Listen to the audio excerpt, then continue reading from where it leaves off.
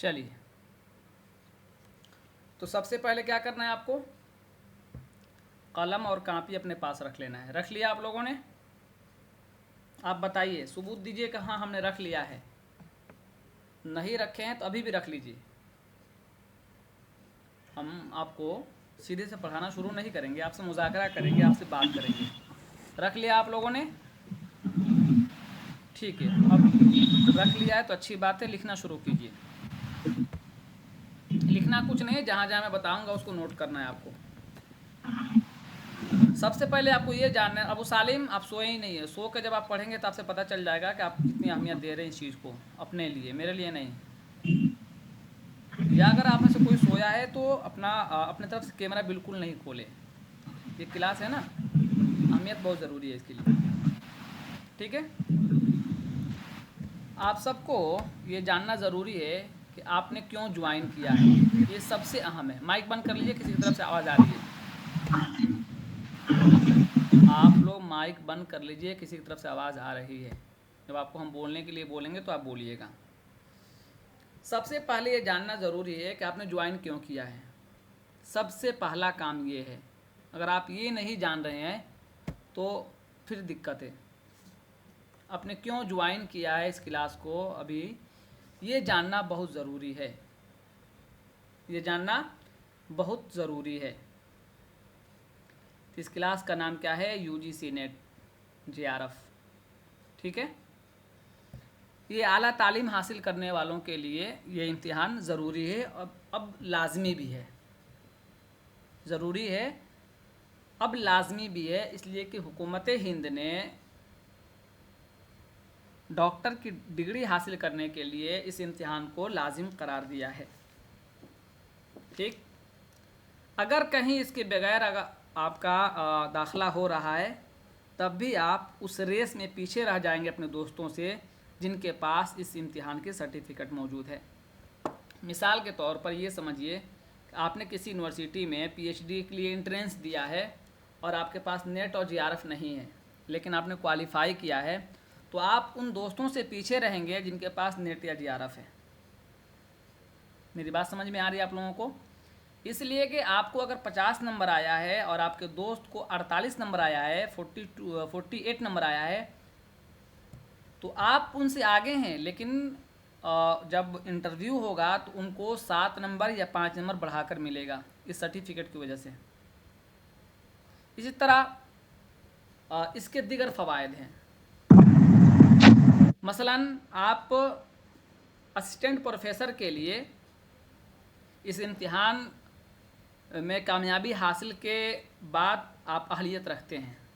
पूरे हिंदुस्तान में आपके पास अहलियत की सर्टिफिकेट हो जाएगी, आप कोशिश कर सकते हैं अपने लिए। लेकिन इसके लिए ज़रूरी क्या है कि MA के बाद आपके पास ये नेट का सर्टिफिकेट होना ज़रूरी है। ये समझ रहे हैं?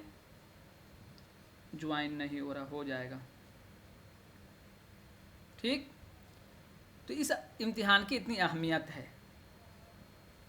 ठीक है, तो इसके लिए सबसे ज़रूरी है, चाहे दुनिया की कोई भी इम्तिहान हो, उसका सलेबस देखना ज़रूरी है। उसका सलेबस अगर आप नहीं जानते हैं, उसका निसाब नहीं जानते हैं, तो इस इम्तिहान का पास करना आपके लिए, हमारे लिए, सबके लिए नामुमकिन है। जी, असिस्टेंट पर्सन बिल्कुल ज़रूरत पड़ेगी। हम बात करते हैं, फिर आपसे हम सवाल लेंगे। ये जो इम्तिहान है, इसकी जो सतह है ये ऑल इंडिया है। स्टेट अपने अपने जो है कि सूबा अपना अपना इम्तिहान कराता है स्टेट लेवल पर, लेकिन UGC जो नेट है ये हुकूमत हिंद की तरफ से ये इम्तिहान कराया जाता है। इसकी अहमियत पूरी हिंदुस्तान में यकसा है। तो सबसे ज़रूरी क्या है हमारे लिए कि हम सलेबस को जानें कि सलेबस है क्या चीज़, आखिर हमें करना क्या पड़ेगा, इस 6 महीने में हम क्या कर सकते हैं। ठीक है, आपने तैयारी नहीं की, बस आप फ़ोन करता सर अब तो 1 महीना बाकी है, हम कैसे कर सकते हैं, 2 दिन बाकी है, कैसे कर सकते हैं। ऐसे नहीं होता है। जैसे हम अचानक से बड़े नहीं हो जाते हैं, इसी तरह अचानक से हमारी इम्तिहान की तैयारी नहीं हो पाएगी, क्योंकि वो लोग जो मुसलसल शुरू से लगे हुए हैं, हम चाहेंगे कि रेस में उनसे आगे निकल जाएं, ये हमारे लिए नामुमकिन है। ये वो बातें हैं जो आप कान खोलकर आज ही सुन लीजिए, आज के बाद फिर आपको मौका नहीं मिलेगा, मैं दोबारा नहीं बताऊंगा। बुनियादी बातों का जानना निहायत ज़रूरी और लाजमी है। ये तय कर लीजिए आप कि आपको पढ़ना है और एकदम किसी काम से या किसी ज़रूरत से, किसी ख्वाहिश से हम पढ़ाई को नहीं छोड़ेंगे। दुनिया के सारा काम करेंगे, लेकिन पढ़ाई के वक्त, क्लास वक्त हम क्लास करेंगे हर हाल में। कोई आंधी, कोई रुकावट, कुछ भी वो हम नहीं छोड़ेंगे। इसके लिए अगर आप तैयार हैं तो आपके लिए इम्तिहान है, वरना फिर आप सोचिए, समझिए, संजीदगी के साथ फ़ैसला लीजिए। चूँकि इस जब सिलेबस पर आप नज़र डालेंगे और इस निसाब पर जब आप नज़र घुमाएंगे तो आपको पता चलेगा कि ये पूरी एक दुनिया है। ये कोई एक इम्तिहान नहीं है कि 2 दिन 4 दिन आप रट लिए, पढ़ लिए, बल्कि आप समझिए कि उर्दू से अगर आप वाबस्ता हैं तो आपकी पूरी ज़िंदगी सिलेबस से मुनहसिर है, इसी सिलेबस पर। अभी आपको हम दिखाएंगे पूरा सिलेबस। अब में से आप अक्सर लोग जानते होंगे कि इस सिलेबस में क्या क्या पढ़ाया जाता है। ठीक है, उर्दू की कौन सी ऐसी सिन्फ है जो इस सिलेबस में नहीं है? तहक़ीक़, तनक़ीद, नज़्म, नस्र, मसनवी, दास्तान, गज़ल, नज़्म, कौन से ऐसे सिन्फ जो बाकी है? तमाम असनाफ़ इसमें मौजूद हैं।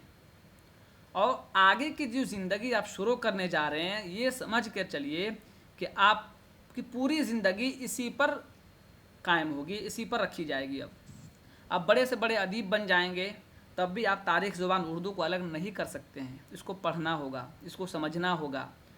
उर्दू कैसे पैदा हुई, इसके पीछे क्या असबाब व अवामिल, तो उसको जानना होगा। तो हमारे जो सिलेबस में पहला बाब है या पहली यूनिट है जिसको आप कहते हैं, पहला बाब है, वह तो यही तो है, तारीख़ ज़बान उर्दू।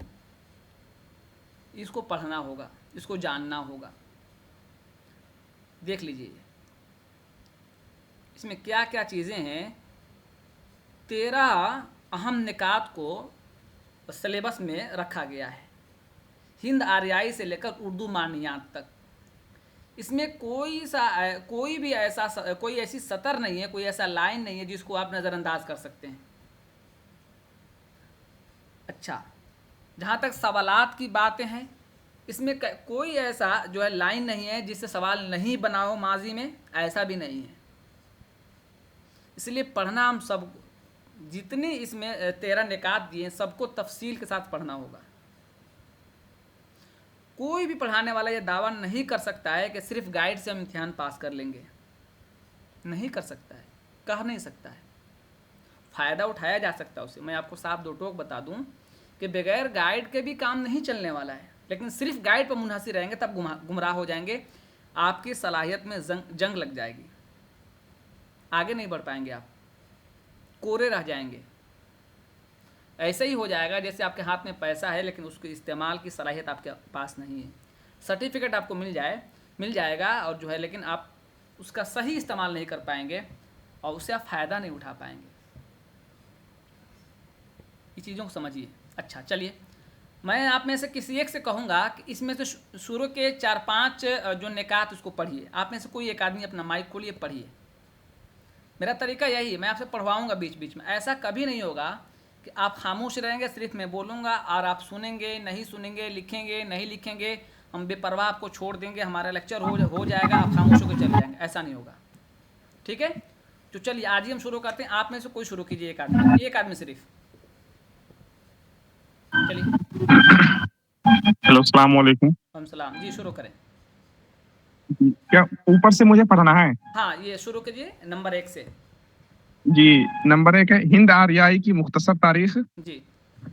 प्राकृत, दूसरा प्राकृत अपभ्रंश, तीसरा खड़ी बोली के औसाफ, चौथा उर्दू की इब्तदा के बारे में मुख्तलिफ नजरियात, जिसमें है मोहम्मद हुसैन आज़ाद, महमूद शिरानी, नसीरुद्दीन हाशमी, मसूद हुसैन खां, सैयद सुलेमान नदवी और शौकत सब्ज़वारी। बस इसी तरह हम इसके 10 हिस्से हैं।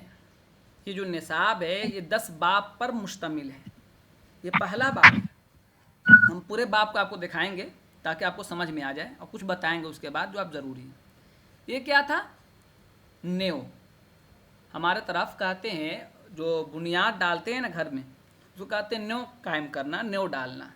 जानते हैं नेव का लफ्ज़? आप लोग जानते हैं, सुनते हैं?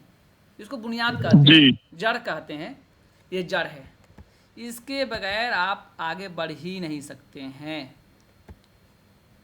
इसके बगैर आप आगे जैसे आम खाने के लिए पेड़ लगाना ज़रूरी है, इस तरह उर्दू जानने के लिए इस बाब को जानना ज़रूरी है कि उर्दू क्या है, कैसे पैदा हुई, किन लफ्ज़ों से मिलकर तैयार हुई, उसके पीछे कौन से ऐसे असबाब व अवामिल हैं जो हरकत करते हैं इसको आगे बढ़ने में, किन लफ्ज़ों से तैयार हुई, कौन सी ऐसी तहज़ीब कायम हुई थी जिसकी वजह से ये भाषा तैयार हुई। अब आगे जैसे जैसे तरक्की करती गई, तरतीब के साथ ये चीज़ें निसाब में लिखी गई। दूसरा बाब होगा हमारे सामने उर्दू की शेरी असनाफ। शेरी असनाफ, शेर जो है ना, इंसानी तबीयत में फितरी तौर पर शेर से लगाव होता है इंसान को। आप कभी भी उदास होते हो, किसी भी सिंफ, आप सिंफ नाजुक से हो या मर्द के जिन्स से हो, कभी आपकी तबीयत जब उदास होती है, आप सोचते हैं चलो कोई गाना सुन लेते हैं, कोई म्यूज़िक सुन लेते हैं, कुछ गुनगुना लेते हैं। फितरी तौर पर लगाव है। बहुत लोग जानते हैं गाना, बहुत लोग नहीं जानते हैं, लेकिन आपस में गुनगुनाते हैं। कहते हैं कोई ऐसी जगह चलते हैं जहाँ पानी का बहाव हो और जो है कि ठंड हवाएं हो, कोई कुछ कहे सुना जाए, यानी नगमगी जिसको गाया जा सके, ये फितरत में, फितरी तौर पर तबीयत में बसी हुई है। तो उसके बाद जो जिस सिन्फ का आगाज़ होता है वह है उर्दू की शेरी असनाफ। ये जानना ज़रूरी है कि उर्दू के शेरी असनाफ में क्या क्या चीज़ें हैं, इसको देखते हैं। अब चलिए, ये क्या लिखा है, कसीदा, ये आपको पढ़ना होगा। कसीदा, मुमताज़ कसीदा निगार के नाम इसमें दिए गए हैं, जैसे रफ़ी सौदा हैं, इब्राहिम ज़ौक़ हैं। ये दोनों को बिलखुसूस पढ़ना होगा, इनके बारे में जानना होगा। इसी तरह मसनवी है, कई तरीके हैं शेर के। मसनवी ये तवील शेरी सिन्फ है, बहुत तवील होती है मसनवी, 2, 4, 5 सतर की बस की बात नहीं है, पूरी पूरी किताब होती है, पूरी किताब। ऐसा समझिए कि जो किस्सा कहानी पहले ज़माने में जो चलती थी कहानियाँ, उसी को शेरी सिन्फ में ढाला गया है। तो इनमें जो अहम और मुमताज़ निगार, मुमताज़ उदबा हैं, शुआरा हैं, उनको हमको जानना है। निज़ामी बेदरी कौन है, मुल्ला वजी कौन है, इब्न नशाती कौन है, अफजल झुंझानवी कौन है, मीर हसन कौन है, दिया शंकर नसीम कौन है। यही मैं आपको एक चीज़ बता दूं, बहुत से तैयारी करने वालों से गलती क्या होती है कि हम ये जो निसाब है इसको छोड़कर हम किताब ढूंढने लगते हैं, या बैक वक्त हम परेशान हो जाते हैं कि हमें फ़ुला गाइड चाहिए, फ़ुला गाइड चाहिए, जो असल असास उसको हम छोड़ देते हैं। मिसाल के तौर पर जिन लोगों ने एडमिशन लिया है उनको हमने सुबह में और दोपहर तक हमने सबको ये निसाब भेज दिया था, सिलेबस भेज दिया और कहा था उसमें लिख कर कि लाजमी तौर पर आप इसको प्रिंट करा लें। तो आप इस जो 12 सफ़ा का जो ये सिलेबस है निसाब, इसको आप प्रिंट करा लेते हैं और यहीं क्या करते हैं, इनकी तारीख़ और पैदाइश लिख लेते हैं एक तरफ से पूरा। मैं जो बता रहा हूँ उसको समझिए, ये आपको बहुत काम आएगा। और यहीं क्या करते हैं आप, इस किताब की किताबत और इशाअत, यहाँ जो मैं बता रहा हूँ उसको ध्यान दीजिए, ये आपको काम आएगा। आप यहाँ पढ़ेंगे या कहीं और पढ़ेंगे, या जानना आपके लिए ज़रूरी है। तो आपका 50% आपकी तैयारी इसी सिलेबस पर लिख कर हो जाएगी। यकीन जानिए, आप मेरी बात को आजमा सकते हैं, आप पिछला पेपर उठा कर देख सकते हैं। आपने क्या किया, यहाँ इनकी पैदाइश वफ़ात लिख लिया और यहाँ इनका ज़माना भी लिख लिया कि किसी अहद से ताल्लुक़ रखते हैं या किसी दौर से ताल्लुक़ रखते हैं। तो किस दौर से हैं, कुतुब शाही से हैं या आदिल शाही दौर से हैं, मुगलिया सल्तनत से हैं, किस सल्तनत से ताल्लुक़ रखते हैं। इसी तरह दिल्ली से ताल्लुक़ है इनका है, या लखनऊ से ताल्लुक़ है, रामपुर से ताल्लुक़ है, अज़ीमाबाद से ताल्लुक़ है। ये आप अपनी ज़ुबान में मुख्तसर अल्फाज में आप लिख सकते हैं। इसी तरह इधर क्या करेंगे आप, यहाँ इसकी किताबत, सन्न किताबत, साथ ही साथ सन्न इशाअत और इसके मुरत्तिब का नाम यहाँ आप लिख सकते हैं। ये वो चीज़ मैं बता रहा हूँ जो शायद आपको कोई बताए। ये 12 सफ़ा आपके लिए इतना अहम हो जाएगा कि एक बिल्कुल अपने आप में गाइड तैयार हो जाएगा, मिनी गाइड तैयार हो जाएगा 12 सफ़ा में। और इसमें से मैं गारंटी आपको दे दूँ, लिख कर आप मेरी बात लिख लीजिए, तो 50 सवालात इसी में से रहेंगे। 50 सवालात आपको इसी में से रहेंगे, इस बात की आप लिख लीजिए मेरी ज़ुबान के साथ, तारीख के साथ, किसी ने कहा था। लेकिन जो मैं बता रहा हूँ उस तरह आपको करना होगा, ठीक। ये मसनवी में, और ये जो तरीका मैंने आपको बताया है लिखने का, यही तमाम शुआरा और उदबा के साथ करना है, चाहे वह गज़ल गो हैं, नज़्म गो हैं, नक़ाद हैं, या इसी तरह जो है कि वो तज़किरा निगार है। आइए इसी तरह वही तरतीब हू बहू यहाँ भी करना है आपको। इनकी तारीख पैदाइश लिखनी है और ये इसमें क्या करना है, आपको देखना है कि किस हैत में ये मरसिया लिखे गए हैं और किस किताब में शामिल है। और साथ ही साथ एक चीज़ और भी बढ़ाना है कि किसके लिए मरसिया लिखा गया है, इमाम हसन के लिए, इमाम हुसैन के लिए, इमाम अली के लिए, या किस शख्सियत के लिए, ये जानना बहुत ज़रूरी है। साथ ही साथ समझ गए, ये जानना बहुत ज़रूरी है। इसी तरह आगे आइए उर्दू गज़ल में जो तरतीब बताया हूँ वही तरतीब यहाँ भी कायम रखना। देखिए वली के साथ भी यही करना आपको। वली का ताल्लुक़ किससे, आप में से कोई बताएगा, किस सल्तनत से, आदिल शाही, कुतुब शाही या मुगलिया सल्तनत, किस सल्तनत से ताल्लुक़ है बताइए, कमेंट कीजिए आप में से कोई, चलिए बताइए, ये सवाल है। वली का ताल्लुक़ किस सल्तनत से है, आदिल शाही से है, बहमनी सल्तनत से है, कुतुब शाही से है, या मुगलिया सल्तनत से। सब लोग कमेंट कीजिए, आप में से किसी को छूटना नहीं चाहिए जो मैं बता रहा हूँ, बताइए सब लोग कमेंट कीजिए। ये सवाल है आपका यूजीसी का, जो मैं बोल रहा हूँ उसको हल्के मत लीजिए, ये आपको जानना है। इस तरह जो मैंने ऊपर बताया, इस तरह मीर के देख लीजिए, गालिब का देख लीजिए, मोमिन, शाद अजीम आबादी, और जो मैं बताया था एक, आपको ये देखना है कि ये दिल्ली से ताल्लुक़ रखते हैं या आज़िमाबाद से ताल्लुक़ रखते हैं या लखनऊ से ताल्लुक़ रखते हैं, ये सवाल बनता है। अगर आप में से किसी ने यूपी में जो पेपर अभी हुआ एक महीना पहले, एक महीना नहीं हुआ होगा, 20 दिन पहले पेपर हुआ था, उसमें एक सवाल भी आया था। उसमें एक सवाल आया था मीर तक़ी मीर, गालिब और एक और किसी शायर का नाम दिया था। उसमें ये पूछ लिया था कि इनका ताल्लुक़ किस दबिस्तान से है। जो मैं अभी ऊपर आपको पहले सफ़ा में बताया था कि आपको लिखना है इसी पेज पर, अलग से कोई कापी नहीं बनाना है, इतना करना है। उसके बाद जब मैं किताब से पढ़ाऊँगा उसके लिए कापी बनाना है, इसी पर लिख लेना। मिसाल के तौर पर गालिब का ताल्लुक़, यहाँ आपने पैदाइश वफ़ात लिख लिया, यहाँ आपने लिख लिया दिल्ली। मोमिन का लिख लिया, जिगर का देख लीजिए जिगर का ताल्लुक़ किससे है। इसी तरह तमाम शुआरा और उदबा के ताल्लुक़ से करना है। और साथ ही साथ इधर क्या करना है, ये जो जगह खाली है, ये जो जगह खाली है ये खाली नहीं रखना है, इसका इस्तेमाल मैं बताता हूँ, इसका इस्तेमाल मैं बताता हूँ। जैसे मिसाल के तौर पर चलिए बताइए, आतिश गुल जो ये जिगर मुरादाबादी का शेरी मजमूआ है, इसकी सन्निशात क्या है, चलिए बताइए आप में से कोई, कभी तो याद किए होंगे ना, थोड़ा देखे होंगे, आप में से किसी को याद है बताइए। तो उस काम को यहाँ करना है, ये एक भी लाइन आपको खाली नहीं रखना है, क्योंकि पैसा बहुत कीमती चीज़ है। सिलेबस आपने निकाल लिया, उसका कोई काम नहीं किया, जहाँ तहाँ फेंक दिया, कभी पर्स, कभी जो है बैग में डाल दिया, कभी अलमारी में डाल दिया, कहीं डाल दिया, उसका इस्तेमाल ही नहीं किया आपने, और 6 महीने इसी तरह गुजर गया। पता चला कि जब आखिर के 10-20 दिन है तो आप कह रहे सर पैदाइश वफ़ात याद नहीं है, किताब की तरतीब याद नहीं है। ये वो बेसिक चीज़ें जिसके बगैर यूजीसी नेट इम्तिहान के बारे में सोचिए ही नहीं। कान खोलकर खूब अच्छे सुन लीजिए, मैं आज बता रहा हूँ, दोबारा नहीं बताऊँगा, शायद कोई और आपको बताए या ना भी बताए। तारीख़ आपको बिल्कुल अज़बर, जैसे बिस्मिल्लाह याद होता है या अपना नाम याद होता है, उस तरह आपको तारीख़ याद करनी पड़ेगी।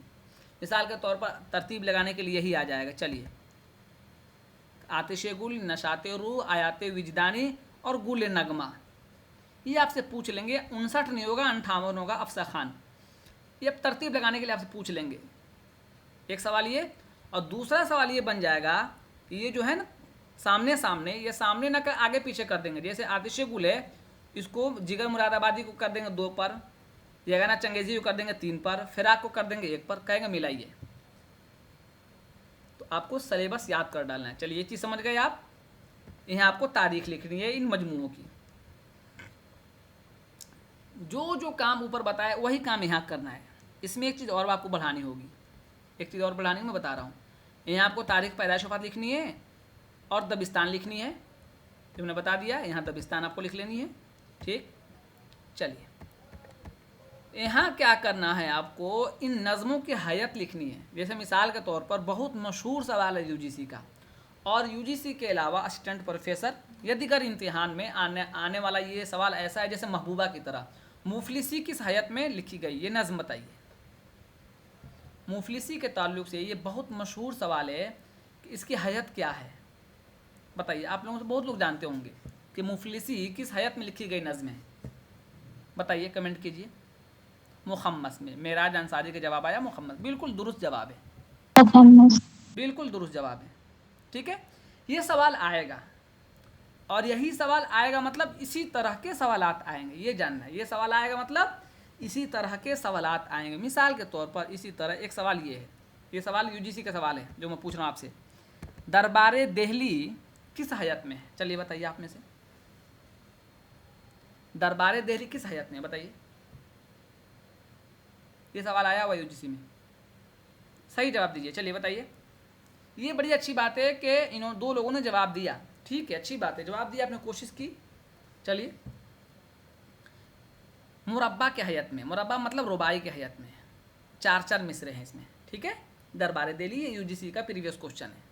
ठीक है, इसी तरह आपसे ये पूछ लिया जाएगा कि लाला सहराई जो नज़्म है अल्लामा इकबाल के किस मजमूए में शामिल है।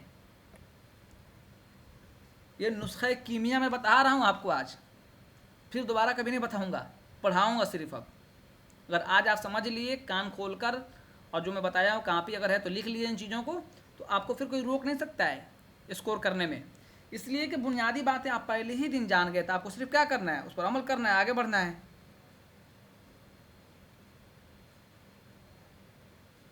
अरे यार, आप में से किसी को कोई दोस्त अहबाब हैं जो पहले लिंक काम नहीं कर रहा है, तो अब इस लिंक को भेज सकते हैं। ठीक है, चलिए, ये सवाल आपको आएगा, आगे आ जाइए। इसी तरह जो मैं आपको बताया था, आपसे ये पूछ लिया जाएगा कि ये नज़में आपको याद होनी चाहिए। इस मतलब आपसे पूछा था ना, फैज़ अहमद फैज़ की नज़म पूछ लिया था, सुबह आज़ादी, और 4 नज़में और पूछ लिया था, 3 नज़में, कि कौन किस में शामिल है, किस मजमूए में शामिल है। ये सब काम आपको करने हैं, करने पड़ेंगे। आ जाइए आगे। अब है दास्तान, बिल्कुल वही तरीका आपको अपनाना है। यहाँ इनकी पैदाइश वफ़ात लिखनी है, और चीज़ और बता रहा हूँ, उसको ये नया ऐड कीजिएगा। यहाँ इनकी दबिस्तान लिखनी है, और यहाँ इनकी किताबत, इनकी इशाअत, और इनके मुरत्तिबीन का नाम लिखना है। ठीक है, चलिए। अरे यार, इसमें ज्वाइन कीजिए। ठीक है, ये आपको करना है। अब एक चीज़ मैं बता रहा हूँ आपको, सिन्फ याद रखना है। ये सवाल आता है,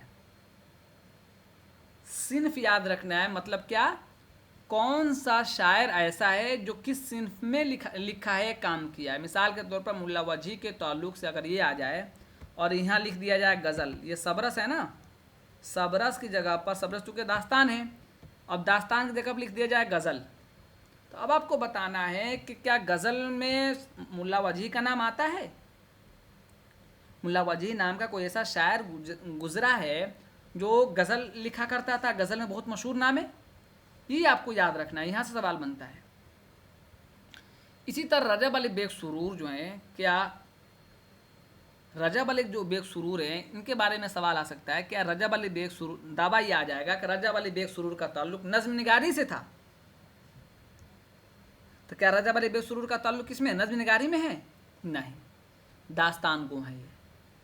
तो ये देखिए, इनका ताल्लुक, जिन उदबा का ताल्लुक जिस बाब के तहत आ रहा है, उसको आपको याद कर डालना है, हिफ्ज़ कर डालना है।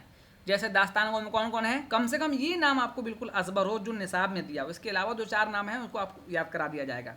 मुल्ला वाजी हैं, फ़ज़ल अली फ़ज़ली हैं, इंशाउल्लाह खान इंशा, मीर अम्मान है, रजा अली बेग सुरूर, मोहम्मद तकी ख़याल, ये वो नाम है जिसको सोने उठने बैठने, आप तकिया के पास अपना सिलेबस रखिए, तकिया के पास। मैंने कहा पहले प्रिंट करा लीजिए, और जो जो काम बता रहा हूँ उस पर धीरे धीरे रोज़ कलम चलाते रहिए। एक दिन ऐसा आएगा आपके लिए, ये आप माइक बंद कीजिए, ये आपका तैयार हो जाएगा। ठीक, आगे आ जाइए। वही काम यहाँ करना है आपको, यहाँ एक नया काम करना है। यहाँ जो मैं बता रहा हूँ, देखिए यहाँ आपको क्या करना है, चूँकि जो ड्रामा लिखे जाते हैं ना, उसमें सीन होते हैं, चीज़ों को जो है कई तकसीम करके देखा जाता है, उसमें आपको याद, जैसे मिसाल के तौर पर ये सवाल आ जाएगा कि इंद्र सभा में कितने किरदार हैं, बहुत है, बहुत है, तो कितने हैं, कौन कौन किरदार हैं, यहाँ आपको याद रखना पड़ेगा। तो अब आप बताइए, आप लोग तैयारी किए होंगे, आप लोग ये जानते हो तो बताइए कि इंद्र सभा में कितने किरदार हैं, बताइए तो। चलिए बताइए, इंद्र सभा में कितने किरदार है? ये सवाल है आपसे। 8 किरदार हैं, बहुत अच्छा, ठीक। साथ ही साथ अभी एक नया सवाल आपसे बनेगा कि इंद्र सभा में कितने सीन हैं, ये कितने मनाजिर हैं, वो अच्छे समझ लीजिए। आज मैं समझा दे रहा हूँ गाइडलाइन के तौर पर, अब कहीं भी पढ़ेंगे आपको यही पढ़ाया जाएगा, यही काम आएगा। ये बताइए, आपसे सवाल ये बन जाएगा कि इंद्र सभा में कितने मनाजिर हैं या कितने सीन हैं। बिल्कुल हूबहू आप पीछे के क्वेश्चन उठाएंगे, यही सवाल मिलेगा आपको ड्रामा के ताल्लुक से। 11 सीन है? नहीं नहीं नहीं, इसको आप देखिए। इसी तरह सिर्फ इंद्र सभा नहीं है, यहूदी की लड़की में कितने सीन हैं, आगरा बाजार में कितने सीन हैं, ज़हाक में कितने सीन हैं, अनारकली में कितने सीन हैं, ये ड्रामा के अहम सवालात हैं। और उस सीन के साथ, उस मंजर के साथ जो है कि उसका आगाज़ कैसे होता है, किस जुमले से उसका आगाज़ होता है, ये सवाल बनते हैं यूजीसी में ये सवाल बनते हैं, ठीक है। इसी तरह नाविल और अफसाना, जिसको आप जानते हैं, शायरी के बाद जिसको सबसे ज़्यादा शोहरत भी मौजूदा सूरत हाल में जिसको है, वो नाविल और अफसाना है। इसमें भी आपको वही काम करना है, यहाँ इनकी पैदाइश वफ़ात लिखनी है और यहाँ इन किताबों की इशाअत लिखनी है। और ये किताब कितने अबवाब पर मुश्तमिल, मिसाल के तौर पर ये बताइए कि फसाना आज़ाद कितने जिल्दों पर हैं, ये आपको जानना ज़रूरी है। फसाना आज़ाद कितने जिल्दों पर मुश्तमिल है, ये जानना ज़रूरी है। बताइए।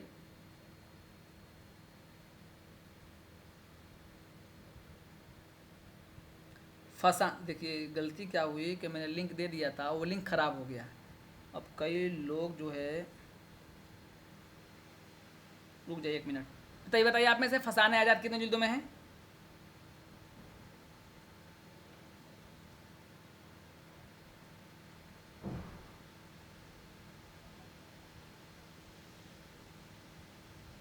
बताइए। आपने कोई बता नहीं पा रहा, क्यों? ये तो मालूम है ना, बहुत मशहूर सवाल है कि फसाने आज़ाद कितनी जिल्द पर मुश्तमिल है। 4 जिल्दों पर है ना, बहुत मशहूर है।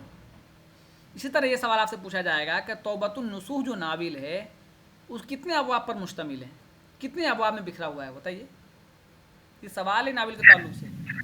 12 है, ये 12 नाविल के सवालात हैं जो आपसे पूछे जाएंगे। इसी तरह आपसे पूछ लिया जाएगा फायर एरिया कितने अबवाब पर मुश्तमिल है।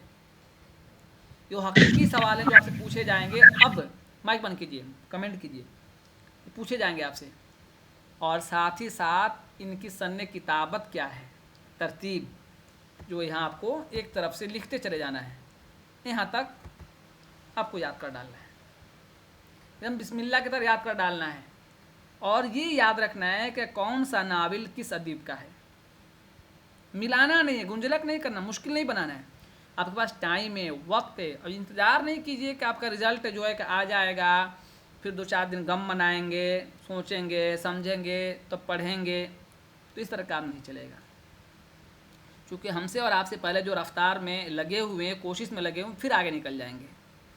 ये काम कर लेना है, आगे आइए। फिर मैं बता रहा हूँ आपको। अब देखिए यहाँ एक दूसरे किस्म का काम करना पड़ेगा आपको अफसाने वाले में। अफसाने वाले में क्या है, यहाँ भी वही काम करना है, तारीख लिखनी है आपको, और साथ ही साथ ये करना है इसमें कौन कौन से अफसाने शामिल हैं। मिसाल के तौर पर चलिए, बहुत मशहूर आम सवाल है कि वारदात में कितने अफसाने हैं। बहुत लोग जानते होंगे आप में से, ये आपको जानना है इम्तिहान के लिए, नहीं जानेंगे तो काम नहीं चलेगा। 13 अफसाने, गुड, वेरी गुड। अब उस 13 अफसाने में कुछ मशहूर अफसाने हैं, उन अफसानों के किरदार पर नज़र रखनी है। वो नज़र कैसे रखेंगे आप? 1 घंटा आप अपनी रीडिंग के लिए टाइम निकालेंगे, रीडिंग के लिए जो ज़रूरी है। जो मैं अगर कोई इसमें आप में से पढ़ाते हो कहीं, तो उनके लिए उनसे दरख्वास्त करता हूँ, मुझसे बोलने में गलती होती है, लेकिन मैं हर वक्त अपने बड़ों से इस्लाह के कोशिश में हूँ, और आपसे दरख्वास्त करता हूँ कि आप कहीं भी क्लास लीजिए। बहुत अच्छा है कि आप JRF कर लिए, नेट कर लिए, लेकिन उर्दू पढ़ना सीखिए। उर्दू नहीं पढ़ पाते हैं हम लोग, बहुत कमी है। ये आपको मैं बता दूं, हकीकत है और दुरुस्त है ये मेरा कौल। क्योंकि मैं भी 3 साल से देख रहा हूँ, समझ रहा हूँ, मैं भी जहाँ बैठा हूँ आपने देखा होगा परसों का प्रोग्राम, मैं इसी में लगा हुआ हूँ, अपना वक्त इसी में दे रहा हूँ। आपके पास नेट है, JRF भी है, लेकिन आप पढ़ नहीं पा रहे उर्दू। 2 पैराग्राफ आपको पढ़ने के लिए दिया जा रहा, नहीं पढ़ पा रहे। क्यों? प्रैक्टिस नहीं है, मश्क नहीं है, ये ज़रूरी है। तो क्या करेंगे, इन अफसानों को, एक अफसाना पढ़ेंगे मुश्किल से 25 मिनट लगेगा आपको, 25 मिनट। 1 कप चाय पियेंगे ना, एक अफसाना पढ़ डालेंगे। तो अगर आप इस तरह पढ़ेंगे ना, आपको याद हो जाएगा, आपको याद, वो किरदार आपको याद हो जाएंगे, उसकी जो लिखावट आपको आपके जहन में आ जाएगी कि कैसे अफसाने लिखते हैं। इससे आपको हकीकी फ़ायदा होगा। तो आप PhD करेंगे, मज़ामीन लिखेंगे, इससे आपको हकीकी फ़ायदा होगा। इम्तिहान तो एक बहाना है, आपको काम तो आपको करना है PhD वाला, आपको तहकीक वाला काम करना है, तो ये काम आपको करने पड़ेंगे। इसमें क्या करना है, आपको तारीख़ लिखनी है, यहाँ सारे अफसाने की, कौन सा अफसानी मजमूआ कब शाये हुआ, ये आपको याद करना है। साथ ही साथ किस अफसानी मजमूए में कितने अफसाने हैं और कौन कौन से, ये याद करना होगा। ये आपको मैं बहुत ज़्यादा नहीं बता रहा हूँ, जो हकीकत वही बता रहा हूँ। और साथ ही साथ आपको किरदार भी याद करना होगा। आप बहुत हल्के मत लीजिए, लेकिन बहुत मुश्किल भी नहीं है, क्योंकि ये वही काम है जिसको इंसान कर सकता है, नहीं करने वाला काम नहीं है कोई ऐसा। ये सारे अफसाने के साथ ऐसे ही करनी है, और इन सब की पैदाइश वफ़ात आपको एक तरफ से याद करनी है। ठीक, आगे आइए। यहाँ कुछ अलग चीज़ होगी, वह है क्या, इसमें कुछ आपको अक़वाल याद करने होंगे। मिसाल के तौर पर बहुत मशहूर अक़वाल हैं, जैसे नक़ल का नज़रिया किसने दिया। चलिए बताइए, आप में से कोई बता सकता है नक़ल का नज़रिया किसने दिया? इन्हीं नक़ाद और मुहक़्क़िक़ में से किसी का नाम है, बताइए। आप में से कोई बता सकता है तो बताइए, कमेंट कीजिए। अरस्तू ने, चलिए, अफलातून ने, ठीक है। गलत सही का फ़ैसला भी हम नहीं करेंगे, अब आपको बताना है। मैं आपको बता रहा हूँ कि इस तरह से सवालात आएंगे। अब इसी तरह अरबी शेरियात में जो है, यहाँ कुछ कुछ किताबें हैं। हाँ, ये है कि इन्हीं किताबों से सवालात आते हैं। अलग से बहुत बहुत मुश्किल जब पेपर बनते हैं, तब कोई 1 सवाल 2 सवाल बाहर से आते हैं, वरना जैसे सलामुल अलजुमाही, ये गलती एक चली है, चलती अलाजमी लिखा है, असल में अलजुमाही है, अरबी ज़ुबान का लफ्ज़ है वो, ठीक है। इब्न क़ुतैबा, क़ुदामा इब्न जाफ़र, इब्न रशीक, इन सब की 1-1 2-2 किताबें हैं जो मशहूर हैं, वही किताबें आपसे पूछी जाती है हर इम्तिहान में। इसको आप यहाँ लिख सकते हैं, क्लास की मदद से जो मैं पढ़ाऊँगा बताता चलूँगा, आप इसको लिखते चले जाएँगे। यहाँ आप लिख करके आप याद कर लेंगे, बहुत मुश्किल नहीं होगा। इसी तरह जो आपसे कापी बनवाई जाएगी, उस कापी में जो है कि इनके मशहूर जो अक़वाल हैं, जो इम्तिहान में आने के ज़्यादा इम्कानात रखते हैं, वो लिखवा दिए जाते हैं कि इनके मशहूर अक़वाल ये हैं, इनके मशहूर अक़वाल ये हैं, इनके मशहूर अक़वाल ये हैं। तो इसमें कुछ चीज़ें इस तरह से याद करनी होगी। मिसाल के तौर पर यह कहा गया, तहक़ीक़ एक मुबहम इफ़शा करने का अमल है। ये कौल किसका है? ज्ञानचंद जैन का है। इस तरह तहक़ीक़ किसी अम्र को उसकी असल शय में देखने के नाम है, किसका है? मौलवी अब्दुल हक का है या काज़ी अब्दुल वदूद का है। काजी साहब ने क्या कहा था?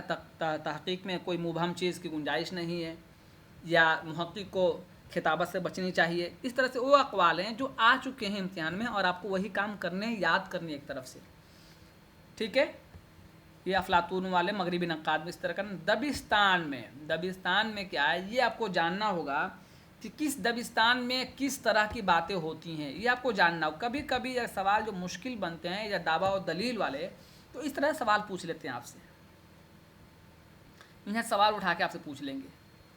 कहता असुरात तनकीद में जुमलों को खूबसूरत बनाया जाता है? नहीं, बिल्कुल नहीं। जमालियात का ताल्लुक़ खूबसूरती से उसमें वो बनाया जाता है। तो इसमें आपको देखना है, और इनके ताल्लुक़ से जो उदबा और शुआरा हैं, किन उदबा और शुआरा ने किस दबिस्तान को आगे बढ़ाया, परवान चढ़ाया, अपनी मेहनत सर्फ की, उनके नाम याद होने चाहिए। कम से कम एक दबिस्तान में 4-5 अहम उदबा और शुआरा हैं, उनको आपको याद करना होगा। हाँ, नहीं, इन्होंने तअस्सुराती में खिदमत अंजाम दी है, फ़लाँ ने उसलूबियाती में दी है, फ़लाँ ने साइंटिफिक में दी, इस तरह आपको याद करना पड़ेगा। और इसी तरह ये जो उदबा हैं, इनकी किताबें आपको याद करनी होंगी। सिर्फ इम्तिहान के लिए नहीं, आप अगर रिसर्च स्कॉलर हैं या बनने वाले हैं, चूँकि आप बनेंगे ही, जाहिर सी बात है, जब यहाँ तक पहुँचे हैं तो बनेंगे ही, तो आपको इनकी किताबें पर नज़र रखनी पड़ेगी। कम से कम इनकी 10-10, 20-20 किताबें जो हैं, सबको नज़र रखिए। हाँ, फ़ुला के फ़ुला किताबें, फ़ुला के फ़ुला किताबें।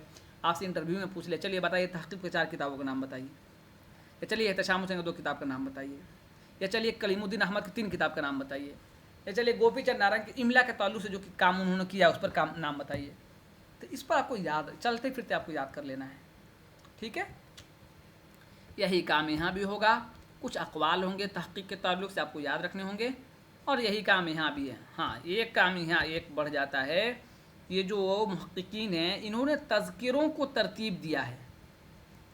मुहक़्क़ीक़ीन का काम ही है तहक़ीक़ करना, पुरानी चीज़ों को निकालना, उजागर करना। तो जिन जिन तज़किरों को उन्होंने जो है कि तरतीब दिया है उसको भी याद रखना है आपको कि किस मुहक़्क़ीक़ ने किस तज़किरे को तरतीब दिया है। ये सवाल आता है, इस मरतबा भी सवाल आया था, ये सवाल आते हैं। यहाँ भी इसी तरह है, गैर अफ़सानवी में इनके पैदाइश वफ़ात याद करनी है, इनके अबवाब याद करने हैं, कौन कितनी जिल्दों पर मुश्तमिल। जिस मिसाल के तौर पर हयात जावेद कब लिखी गई है, कितनी जिल्दों में है, 2 जिल्दों में है। अल फ़ारूक भी 2 जिल्द में है। इसाबात ख़राबे 15 अबवाब पर हैं। ख़्वाब बाकी हैं कितने में है, इसको आप देखना है। वरूद मसूद 18 पर है। ये आपको देखने पड़ेंगे। मिसाल के तौर पर उर्दू मुअल्ला में कितने ख़ुतूत हैं, गुबारे ख़ातिर में कितने ख़ुतूत हैं, ये आपको देखने होंगे। मज़ामीन सर सैयद का जो मजमूआ उसमें कितने 20 मज़ामीन हैं। इस तरह से आपको इस सबको देखने होंगे। ये है, इसमें से आपसे सीधे सीधे पूछ लिया जाएगा शामत आमाल किसका इंशाइया है। इस तरह चीनी शायर का लिखने वाला कौन है, सीधे सवाल आपसे आएगा, ठीक है। यहाँ देखिए, यहाँ भी सवाल आम तौर से यहाँ से कोई अगर इक़्तिबास पूछ लेते हैं आपसे, कुंदन का कोई इक़्तिबास उठाएंगे और पूछ लेंगे कि इसके लिखने वाले कौन है, मौलवी अब्दुल हक हैं, रशीद अहमद सिद्दीकी हैं या फ़रहतुल्लाह बेग हैं। तो ये मुख्तसर कहानियाँ जो आपको पढ़ लेनी है। ये सफ़रनामे हैं, इनके ताल्लुक़ से आपके सवाल होंगे कि जापान चलो किसका सफ़रनामा है, या कब शाये हुआ, मंजर आम पर कब आया। इसी तरह मुसाफिराने लंदन कब शाये हुआ, या सर सैयद अहमद ने इस सफ़र के लिए जो है कहाँ से आगाज़ किया, किस शहर से। इसी तरह सफ़रनामा रूम मिस्र और शाम जो है शिबली नोमानी ने जो तरतीब दिया है, ये कब शाये हुआ है। इस तरह के सवालात हमारे लिए बनते हैं, पूछे जाते हैं। ये देखिए, ये उन अहम चीज़ें हैं जिसको तरतीब के साथ आपको याद करनी पड़ेंगी, और साथ ही साथ इनमें जिन उलमाए अदब ने अपनी खिदमत अंजाम दी उनको भी याद करना पड़ेगा।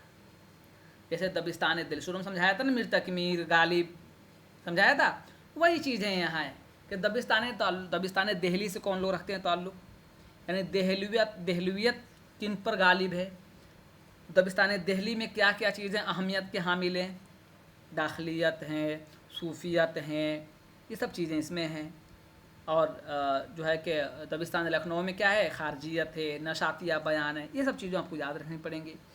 जिस मिसाल के तौर पर अगर ये कह दिया जाए कि चलिए मीर हसन का ताल्लुक़ कहाँ से ताल्लुक़ था, दबिस्तान दहली से ताल्लुक़ है, ये लखनऊ से ताल्लुक़ है। गुलजार नसीम के मुसन्निफ़ जो है उनका ताल्लुक़ कहाँ से, ये सब आपको याद कर। यही वो सवाल हैं जो नहीं याद होने की वजह से या सिलेबस पर सही नज़र नहीं डालने की वजह से हम इम्तिहान में पीछे रह जाते हैं, 2 नंबर 4 नंबर 6 नंबर से पीछे रह जाते हैं। ये आपको याद रखना है, ठीक। अच्छा, एक चीज़ और आप देख लीजिए, मैं आपको बता दूं, जो इम्तिहान में बार बार सवाल आता है। नहीं, यहाँ गड़बड़ है, समझा देता हूँ। यहाँ ये जो तहरीक है ना, आपको तरतीब से याद करनी पड़ेगी, पहले कौन फिर कौन फिर कौन। यहाँ तक अगर आपको मैं कह दूँ, यहाँ तक ये 5 बिल्कुल दुरुस्त है तरतीब में, ऊपर से 5 याद कर लीजिएगा। उसके बाद पहले इहाम गोई फिर इस्लाह ज़ुबान। जब तक गलती नहीं होगी तो इस्लाह किस बात की, जब तक गलती नहीं होगी तो इस्लाह किस बात की। तो पहले इहाम गोई फिर इस्लाह ज़ुबान। ये सवाल आते हैं आपसे बार बार इम्तिहान में कि तरतीब लगाइए। फिर अलीगढ़ तहरीक, फिर रुमानियात, इस तरह सवाल आपसे पूछे जाते हैं, इसको तरतीब लगाया जाता है, ठीक है। और ये वो मशहूर असनाफ़ हैं जो समझे माजून मुरक्कब हैं। रुबाई क्या है, क़ता क्या है, शहर आशोब क्या है, रेख्ती क्या है, वासुख्त क्या है, तज़मीन, मुस्तज़ात पूछा था, इस मरतबा मुस्तज़ात का सवाल आया था। मुसल्लस, मुरब्बा, मुखम्मस, मुसद्दस, ये मतलब आप एक दिन में आपको याद कर लेंगे, समझ जाएंगे इसमें क्या होता है, इसमें क्या होता है। ये वो सिलेबस है या पैरामीटर है जिसको NTA ने हमारे लिए तैयार किया है कि कहते हैं ना, जिसे ज़िंदगी हो प्यारी है वो यहीं से लौट जाए। ये एक शेर आमिर उस्मानी का मिसरा है। तो अगर आप इसके लिए तैयार हैं तो लग जाइए आज से। ये आपको मैंने 44 मिनट में पूरा सिलेबस समझाया, इसलिए ताकि आपको अंदाज़ा हो जाए कि आप इस काम को कितने दिनों में कर सकते हैं, इसके लिए कितना तैयार हैं, इसके लिए अपना कितना वक्त दे सकते हैं। अब आपके ऊपर फैसला है कि आप कितना वक्त दे सकते हैं इसके लिए। हाँ, मेरा तरीक़ाकार क्या होगा पढ़ाने का, मैं 2 मिनट में बता दूं, फिर आपसे सवाल लूँगा। मैं आपको तमाम यूनिट पर किताब दूंगा PDF की शक्ल में, और आपसे कापी खरीदवाऊँगा। आज जो कापी आपके पास रहेगी, आपको उसमें लिखना होगा। वैसे मिसाल के तौर पर अगर मैं बताऊँ, कुछ 2-4 लाइन बता दूँ, तहरीर बता दूँ, तो लिखिए इसको, यहाँ से यहाँ तक अहम है, तो आपको उसको लिखना होगा। ऐसा नहीं कि मन किया तो ज्वाइन किया, मन किया नहीं किया, ऐसा भी नहीं होगा। आपने पैसा जमा कर दिया और आप सोचेंगे कि आपको मैं नहीं डांटूं, तो आपकी गलतफहमी है। मुझे आपके पैसे की बिल्कुल भी ज़रूरत नहीं है। एक उसूल है, उसके तहत आपसे पैसा लिया जाता है, लेकिन ऐसा नहीं होगा कि आप अब महीनों दिन ज्वाइन नहीं कर रहे हैं, अरे हम मसरूफ़ रह गए, दुकान में चले गए। आप सब कुछ कीजिए, मुझे उससे कोई मतलब नहीं है। आपने अगर यहाँ क्लास लिया तो आपको पढ़ाई करनी होगी। अगर आप इसके लिए तैयार नहीं है तो फिर मेरी क्लास मत लीजिएगा, चूँकि आपका 200-400 रुपये लेकर मैं क्या करूँगा। आप कल होकर कहेंगे हमने पढ़ाई की, हमारा इम्तिहान नहीं निकला। इम्तिहान नहीं, आपको उर्दू पढ़ने तक नहीं आएगा अगर आप क्लास पाबंदी से नहीं करेंगे। तो फ़ायदा ये है, अगर आप क्लास पाबंदी से कर रहे हैं तो मैं आपको गारंटी लेके दे सकता हूँ कि दीगर तमाम जगह जितनी क्लासें हो रही हैं, सबसे अच्छी आपको तैयारी यहाँ करा दी जाएगी। साथ ही साथ आपको लिखने पढ़ने का जो शौक़ है उसको आपको आपके अंदर पैदा कर दिया जाएगा, आपको सिखा दिया जाएगा। इसकी बात की भी गारंटी है। इसलिए कि हमने कई लोगों से कहा, पढ़ाने वालों से, जो सब पढ़ाते अच्छा पढ़ाते हैं, कि भाई पढ़ाते अच्छा हैं आप, लेकिन बच्चों को पढ़ाइए ना आप। वो तो आप बोल रहे हैं ना, आप अच्छा लेक्चर दे रहे हैं, अच्छी तकरीर कर रहे हैं, बेहतरीन है सब कुछ, लेकिन बच्चों से आप रीडिंग क्यों नहीं करवाते। मिसाल के तौर पर शुरू में हमने कहा था ना कि एक आदमी अपना माइक खोलिए और इसमें से 5 लाइन पढ़िए। ये काम क्यों नहीं करवाते हैं? यही काम कराने की ज़रूरत है। क्यों? इसलिए कि आपके पास सर्टिफिकेट है, लेकिन जब ज़रूरत पड़ती है कि आपको 5 लाइन बोलना है या एक सफ़ा पब्लिक में बोलना, आप बोल नहीं पाते हैं, पढ़ नहीं पाते हैं। तो क्या होता है कि आप रेस में पीछे रह जाते हैं। लाख पढ़ाई के बावजूद आपकी सलाहियत नहीं बढ़ पाती है। भाई जो कहते हैं ना कि गांव में जाकर आप गांव आवाम में अगर आप बात नहीं कर पा रहे हैं तो आप अमेरिका पढ़िए, क्या फ़र्क पड़ता है आवाम के लोगों को? गांव के लोगों को कुछ फ़र्क पड़ता है? इसी तरह आपके मजमून छप रहे हैं, लेकिन आपको पब्लिक में नहीं आपसे बोला जा रहा है, उर्दू नहीं पढ़ा जा रहा, क्या कर लेंगे? तो मैं क्या करूँगा, आपको सबसे पहले किताब दूंगा PDF। मिसाल के तौर पर चलिए, मेरे पास पढ़े हुए अगर कोई बच्चा इसमें ज्वाइन है तो बताइए कि इस, अच्छा आपसे सवाल मैं करता हूँ, चलिए आप सब लोग बताइएगा, छोड़िए वो बात। पहली यूनिट जो है, पहला बाब है, इस पर तैयारी के लिए मुस्तनद 2 किताब का नाम बताइए। चलिए इस बाब को पढ़ने के लिए किताब बताइएगा, गाइड नहीं। कौन सी 2 किताब ऐसी पढ़ेंगे जिससे आप मुतमईन हो जाएंगे? हाँ, क्लास रिकॉर्ड मिलती है। जो मैं पूछ रहा हूँ बताइए अभी, फिर मैं आपको सवाल लेता हूँ। 2 किताब का ऐसा नाम बताइए, 2 किताब नाम बताइए। मारूफ़े उर्दू अदब पारे, मनारे उर्दू। अबू सालिम, अभी तुम्हारी रसाई यहीं तक है बाबू। मनारे उर्दू से तैयारी इसकी हो जाएगी। किताब का नाम मेरे इल्म मुताबिक तो हो जानी चाहिए सर। नहीं होगी। चलिए माइक बंद कीजिए आप, आपको बात समझ में नहीं आई, सवाल समझ नहीं पाया। मैंने आपसे क्या पूछा? किताब बताइए, गाइड नहीं। बंद कीजिए माइक। यही गलती है। देखिए अंजुम शाइस्ता ने कहा ज़िया उर्दू, ज़िया उर्दू किताब नहीं है, गाइड है, गाइड। किताब का नाम बताइए, अभी अंदाज़ा हो जाएगा आप कितना तैयार है इस किताब के लिए। अब्बास नकवी की किताब उर्दू, तारीख़ उर्दू अदब। नहीं नहीं, माइक बंद कीजिए, कमेंट कीजिए, कमेंट लिख के। ज़ुबानी नहीं हाँकना है, नई जानकारी खामोश रहनी है। इस यूनिट को समझने के लिए, पहला बाब समझने के लिए 2 अहम किताब का नाम बताइए। अबू सालिम आप तो पहले भी ज्वाइन हुए हो, अभी अब तक मालूम नहीं हो सका आपको। किताब का नाम लिखिए। मुक़द्दमा तारीख़ ज़बान उर्दू, मसूद हुसैन खान की किताब है, जो अहम है। मुक़द्दमा देखिए, हाँ नूर रईस ने सही जवाब दिया है। नूर रईस ने सही जवाब दिया है। तारीख़ अदब उर्दू, मुकद्दमा तारीख़ ज़बान उर्दू है, ये मुकद्दमा जो है ये मसूद हुसैन खान की किताब है। उनके शागिर्द अजीज़ हैं मिर्ज़ा खलील अहमद बेग। इशारा कर दिया। अब बताइए, उर्दू की लिसानी तश्कील, ये मुकम्मल किताब आपको पढ़ाई जाएगी इस बाब के लिए। इसी तरह तमाम अबवाब पर हम धीरे धीरे आपको किताब देते चले जाएंगे, ठीक है। क्लास रिकॉर्डिंग मिलेगी, क्लास में सवालात आपको अपने हाथ से बनाने होंगे, ये आप जान लीजिए, आप बिल्कुल साफ। अगर आप चाहेंगे बिल्कुल आप फ्री हैं, आपको हम लिख कर दें, तहरीर करा कर दें, ये काम नहीं होगा। वो मैं करूँगा, मेरी मर्ज़ी होगी तब, लेकिन आपको अपने हाथ से ये काम करना होगा, आपको लिखना होगा। मैं बताऊँगा, मैं बताने के लिए तैयार हूँ, हर वक्त 24 घंटा जब भी आपको ज़रूरत पड़े मैं बताने, लेकिन लिखना आपको खुद से पड़ेगा।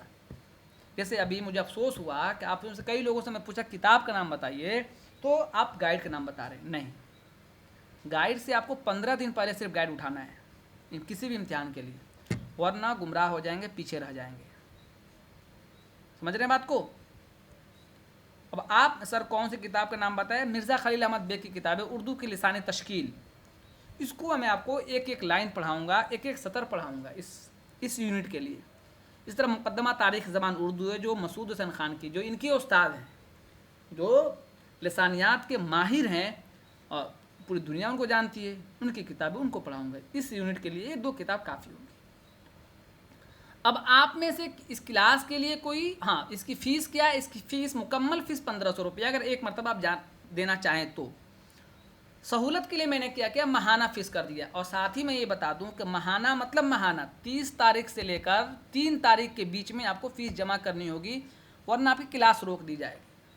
ये मैं इसलिए कह रहा हूँ कि मेरे पिछले 3 साल के तजर्बे हैं, मुझे शर्मिंदगी होती है, हमको लगता है कि मेरे जैसे और लोग जो होंगे जो इस तरह पढ़ाते होंगे, एक आपसे बात करके उनको भी शर्मिंदगी होती है, फ़ीस नहीं है, ज्वाइन किया, मन किया नहीं ज्वाइन किया, सर ये है वो, शर्मिंदगी होती है बार बार कहने में। तो ये आप उसूल याद कर लीजिए। ये आपको 30 तारीख से लेकर 3 तारीख के बीच में आपको अपनी फ़ीस खुद से जमा कर देनी है।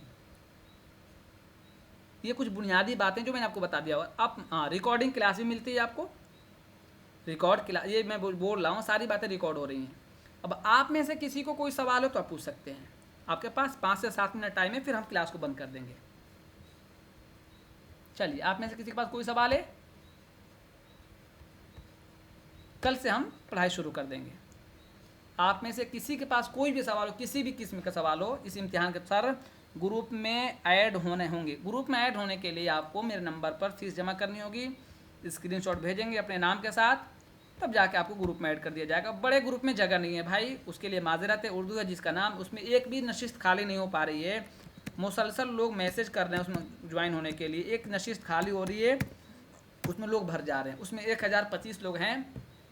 मैं कोई और रास्ता निकाल रहा हूँ जिससे, ये मेरा नंबर है, कोई और रास्ता निकाल रहा हूँ जिससे जो है हम और लोग उसमें शरीक हो सकें। चूँकि लोग उसमें शरीक होना चाह रहे हैं, लेकिन मेरे पास जगह नहीं बन पा रही है। उसमें जितनी जगह है वो सारी जगहें फुल हैं, ठीक है।